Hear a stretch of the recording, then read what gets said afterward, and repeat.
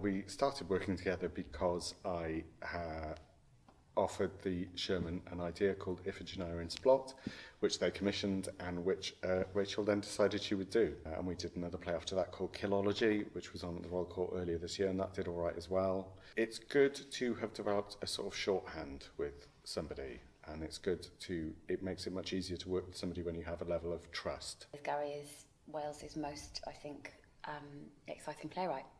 So it is right that this playwright and me as the artistic director have a partnership, because he's a very significant artist in the UK generally and especially in Wales.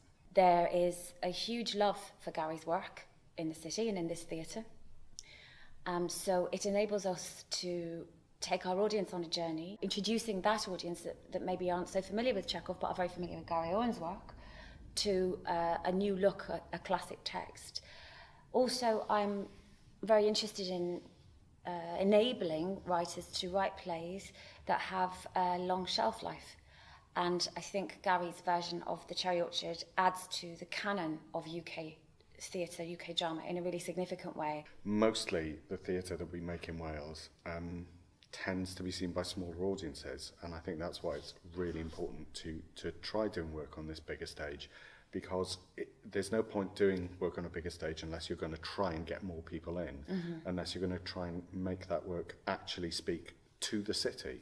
It's time for us to take a bigger risk. It's time for us to be brave enough to put new writing on this stage and to say, we trust you, audience, to take a gamble on this with us and come on this journey with us and play your part in contributing to the canon of great Welsh plays.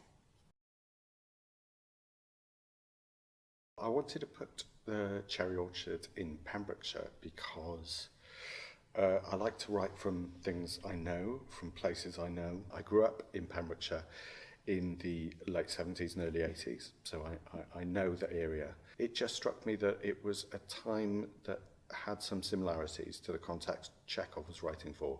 He was writing for a time in Russian history when a kind of entrepreneurial class was on the rise, and I think that's something that very much happened in this country in the early 80s. And I began to think about how I would change the play, and I just realised I could think of actual people that were part of my life growing up in Pembrokeshire that matched the characters. Which is always really exciting for an audience, because if Gary can recognise them, so can the audience. If an audience comes in with a preconceived notion of what they think something should be, that can be tricky for a writer. I think in this instance, Gary's response to the play has been so bold in a really brilliant way as to put that problem to bed really very quickly.